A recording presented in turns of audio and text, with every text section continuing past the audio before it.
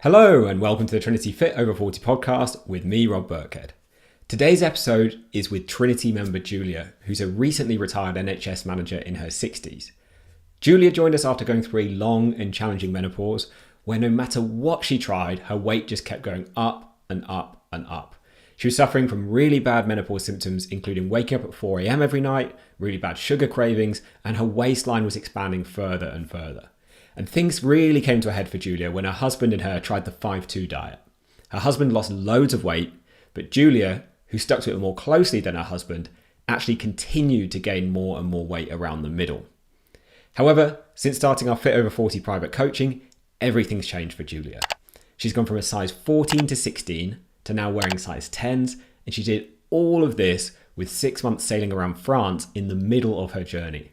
So even being in a place notorious for wine, for bread, cheese and butter, it didn't hold her back from achieving amazing results. So today, Julia shares how she did all of that in her 60s and around menopause. Her story is really inspiring, so let's get right into it. Welcome to today's podcast.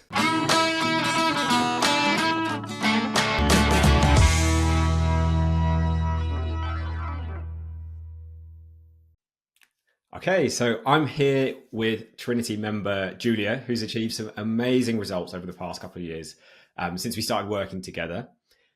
But first, before we kind of get into those results, Julia, I want to rewind a little bit and kind of give a little bit more context to people who are listening. So I'm going to go in with the blind date question. So if someone said, "Who are you? Where'd you come from?" What would you say to that?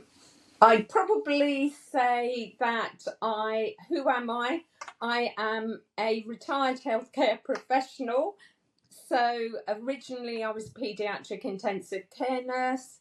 I then, for my sins, went into management, and my last role was a senior manager at the Royal Brompton and Harefield Hospitals. But I've been retired now for just over 3 years.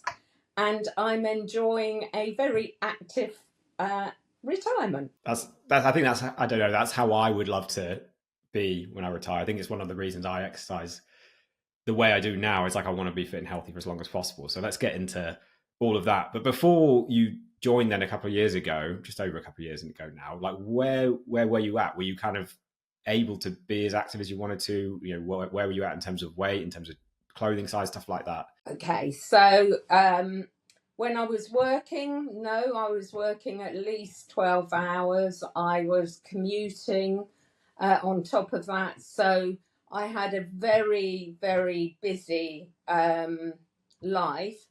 But I did sail at weekends. I did cycle at weekends. And also I was going all around the hospital. So actually, and I'd walk from the station, I'd walk upstairs and things. However, my weight for probably the last 8 years, despite trying to cut down, despite doing everything, it just kept going up and up. And I had very unhealthy weight around my stomach. And I had, my boobs were just getting bigger, and I was just going up. So eventually I was a 14 to size 16. Sort of still in the 14 range, but it would have, the way it was going, it wouldn't have been long before I was 16, both bottoms and top. And how are you kind of feeling in yourself, like energy wise? It sounds like you're pretty active. Was it affecting how you're feeling in yourself, or what you were able to do at all? It was certainly affecting my self-confidence. It was, I've never been overweight, so that was, I didn't like it. I tried, so I thought, right, I'm going to do the 5-2 diet. My husband was getting a bit overweight as well, so we both did it together. He had the most amazing results and lost well over a stone and felt so much better. actually that contributed to me getting fatter. I am sure of it now. So that didn't work. I tried intermittent fasting, all the stuff that is supposed to be evidence based. We bought a HIIT bike so that at least when I came home from work, I could do HIIT. None of it worked. And so much of that evidence is collected on men. That's one of the things that no one really talks about. Most of the trials are done with men or with younger people because it's a lot easier to get like students, for example, to do trials than because they've got more time and they need the money than it is to get a woman around menopause who's busy working and doing things. They're generally not doing trials on those people, so it's evidence based, right? And then not necessarily on the right people. And as much as it sucks, like it is easier for men and much more straightforward for men to lose weight. So you were obviously struggling to see results, and that must have been quite demoralizing to seeing all this progress. You're doing the same thing and you're gaining weight. Yeah. And I was also suffering, even though I was 60 at the time, I was still having menopausal issues. So I was still getting hot flushes. I was sleeping very poorly quite often. Usually because I was so tired when I'd get in from work, I'd get off to sleep very easily, but then I'd be awake at 4. And given that I had to be up at 5:30, that was not good. Yeah, that's really tough. No. And 12-hour days, obviously, really, really long. Yeah. So how did you then? I don't actually know. How did you then come about finding Trinity? Were you trying anything else? Like how did you come across that? So Rachel, who I knew because a few years ago, we'd actually been in a ladies' cows sailing team. I met her and she'd had the most amazing results. And so I saw someone who'd been through the menopause, had exactly the same problems as I had, and had been very successful. So it literally was a chance meeting, and I was saying, wow, you look amazing. What have you done? And so that's how, so she referred me. Yeah. Of course. Yeah. I wasn't sure if you'd seen us any time before that, but I know obviously Rachel's been on the podcast. She's got great results. You guys are friends. Yeah. And were you still skeptical about anything? Because obviously she's had these great results, but you tried all of these things and nothing seemed to be working. Were you still skeptical before you started? I think I like to think I keep an open mind about everything. And so I did a bit of research, found out other, people's, and I thought the bit I was worried about was it was a lot of money, and I was thinking, okay, I need to discuss this with Myron. We were getting ready, so the boat needed quite a bit doing on it, so we were spending quite a lot of money on that. But luckily, I'd got my NHS nursing pension with a lump sum. So I spoke to my husband and said, look, are you happy for me to give it a go? And he said, absolutely, Julia, you've struggled with this long enough. You stuck more religiously to the 5-2 than I did. So he said, let's just give it a go. And he's been very, very supportive all along, including doing the diet on the boat for 6 months. Yeah, it helps massively if you can get your partner on board. I think it's really key. I've worked with some people and it like breaks my heart when it happens when their partner is actually really against it or actually sort of sabotaging them doing it. And it's very, very difficult for those people. So I'd always recommend everyone discusses it with them, shares how they're feeling, because obviously you've done this, right? It's not a good feeling to go, everything's getting bigger and fitting worse. And, I want to have this active retirement, whatever the goal is, and feel good in myself. And that weight around the middle is worrying me about my health. So if you can have that conversation, then the person knows. And I think it's kind of interesting, isn't it, that we'll spend the money on the broken car or the broken boat or the house needs doing up, but it's really difficult to spend money on ourselves as people. I don't know why. Yeah, yeah, it's true. Yeah, absolutely. to go, even though like we live in our body 24/7, it's the, you can, I've got an injury at the moment, like living with pain sucks. Not being, I was really unconfident before I got into fitness, and and that was really, really not a nice place to be either. But yeah, we'll fix the leaky tap like we've got on our sink at the moment and spend the money on that, but we don't want to spend £5 on our on our body. Yeah, exactly. I think it's just part of the human condition, but obviously, hopefully you feel like that was a good investment now. So let's talk about what changed. The absolute best, absolutely. And so if anyone listening to this podcast is hesitating, just go for it. It will make so much difference to your life. Yeah. And what's been the biggest, like if you could pick top 3, top 5 biggest changes for you, what would you say those have been? I think the first thing is I sleep through the night. That's a huge change, with no hot sweats, no anything. The second is my visceral fat is 7. And for those who aren't sure, 1 to 12 is healthy. So that shows me that from someone that was up at 14 and it's gone down to 7, that is the most important thing for heart disease, for the whole thing, for diabetes, you name it. So my risk factors as I go in, I'm 65 next week, so they've all come down. Happy birthday for next week. Is it a November birthday or December? Yeah, birthday? November 29th. Week on, so mine is today. Believe it or not. Birthday. So this is my favorite thing to be doing. So it's a good birthday treat to hear how well you're doing. But happy birthday for next week. So obviously the numbers have improved. I think you've lost over a stone as well. Is that right? Yeah.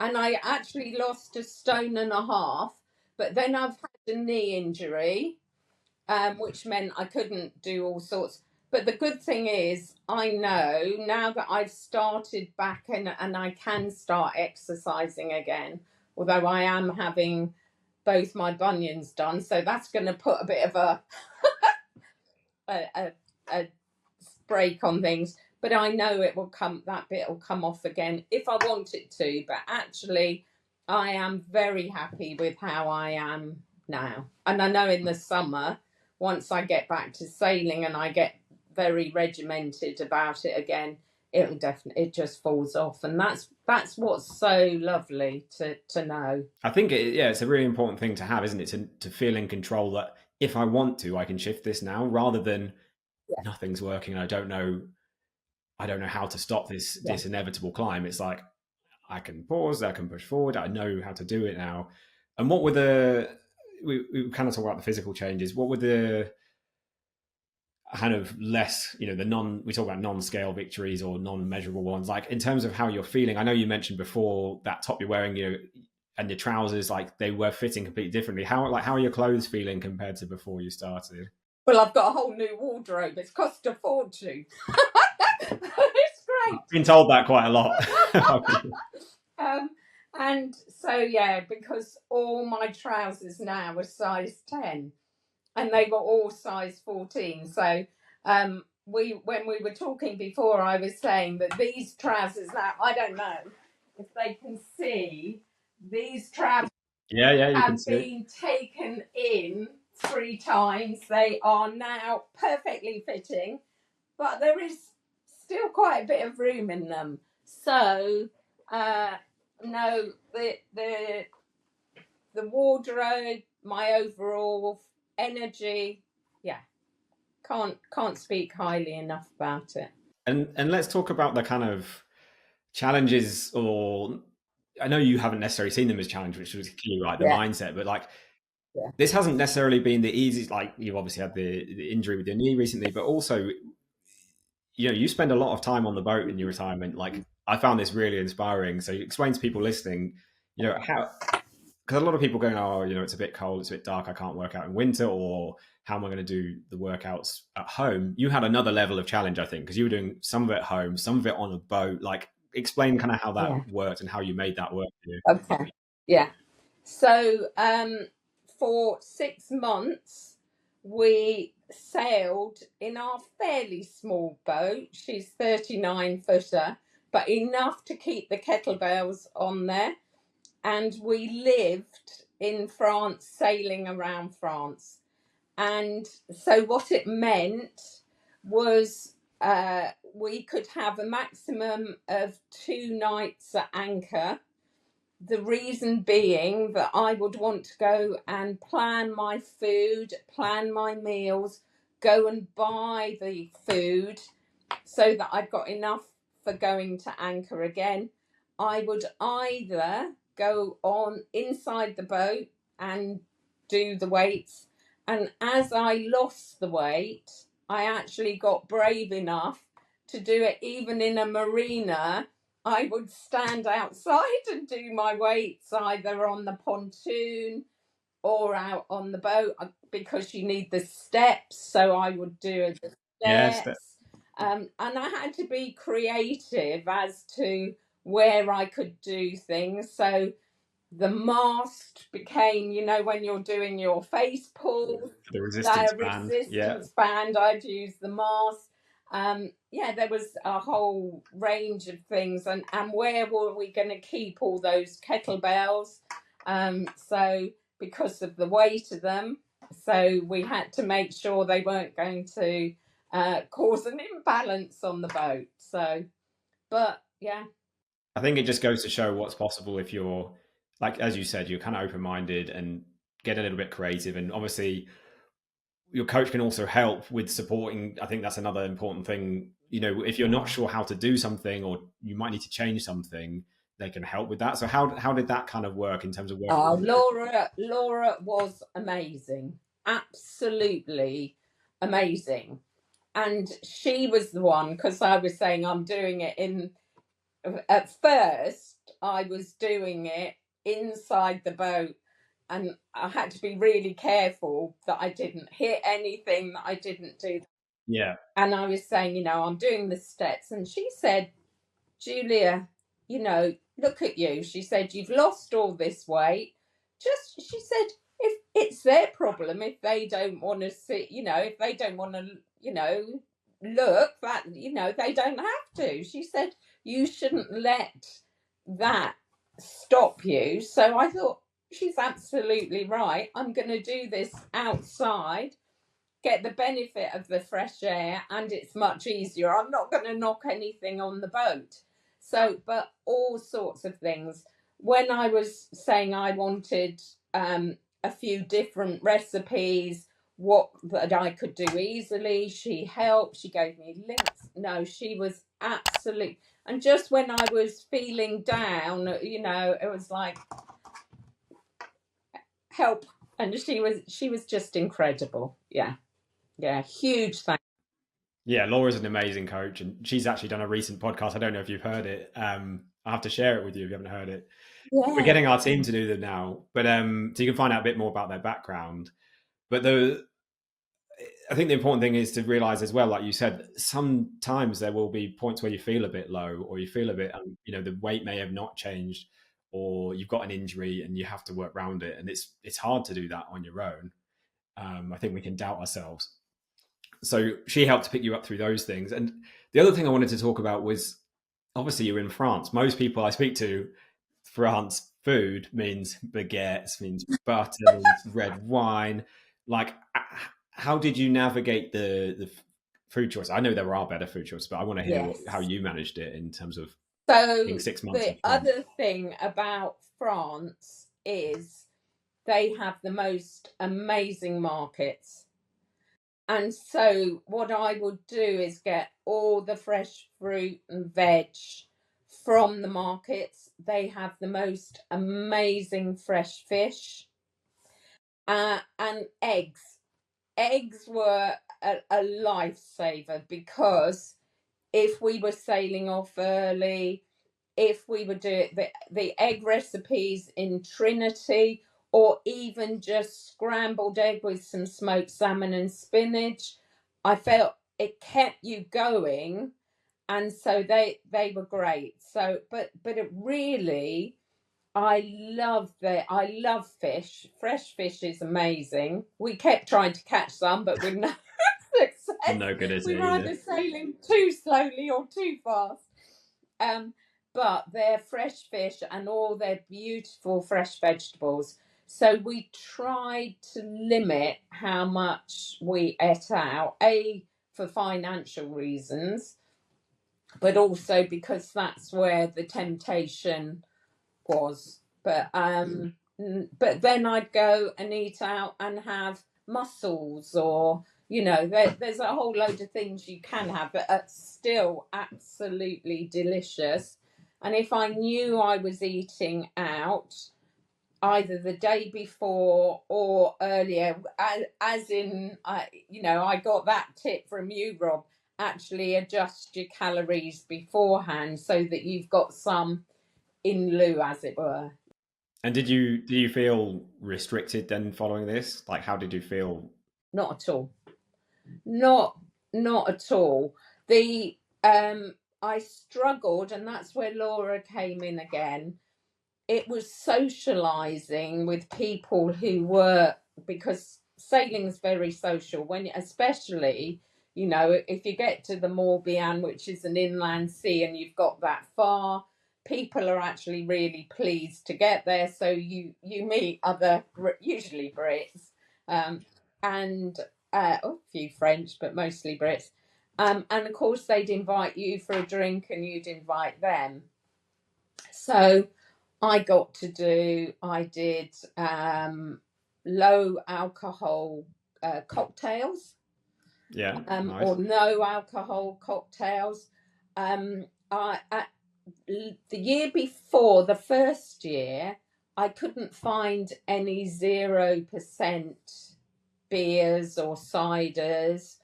And so we actually took them with us. But this year, interestingly, they were everywhere. So France has had a bit of a change, actually, and they are now selling quite a lot more, even zero alcohol wine, which was, when you You talk to wouldn't think the the French French, would embrace oh that. dear.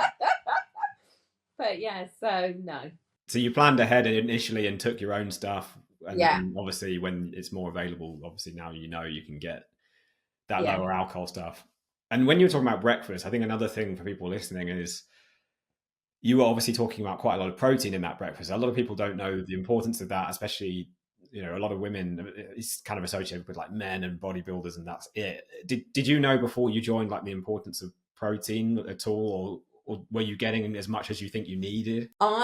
I actually thought I was getting a balanced diet, but what I think I learnt from Trinity, and from then reading around how much, I was surprised how much you need, and also to have it before and after exercise. So that was it. And I'd never used protein shakes before.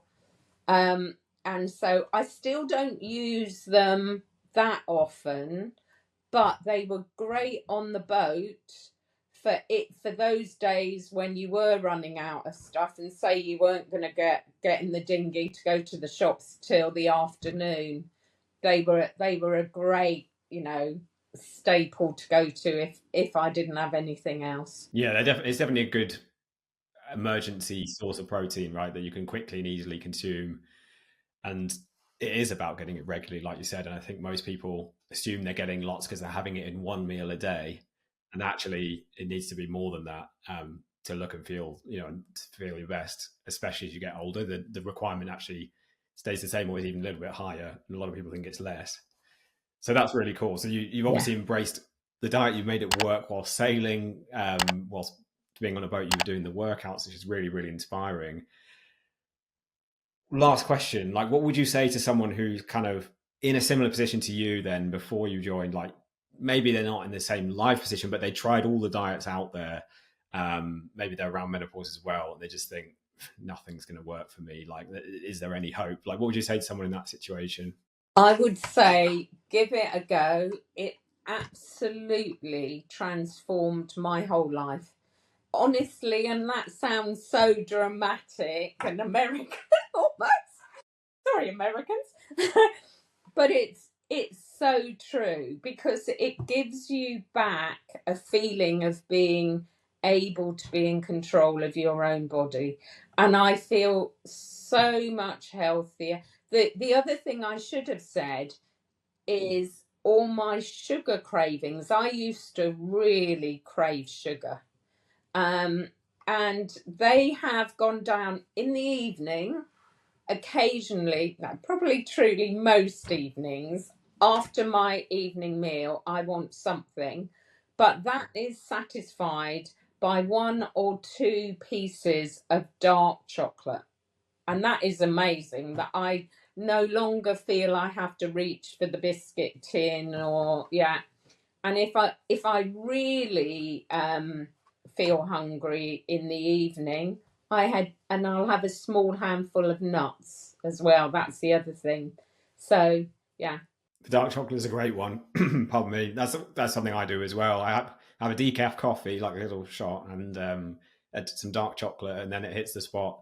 And you don't create that like sugar roller coaster of having sugar, and then your blood sugar spikes and drops, and then you crave more and more and more. And it's a bit of a roller coaster. So if you can get off it, which you obviously have, then it's really, really, really significant. So look, Julia, I know you've got plenty to do. You've got to get ready to go back down to boats tomorrow, moving house, all sorts of really inspiring things. So I just wanted to say thank you so much for joining me today and sharing your story. It's been really, really inspiring. Thank you, Rob, for your support, the whole team's support. Honestly, it has been phenomenal. So anyone thinking about it, go for it.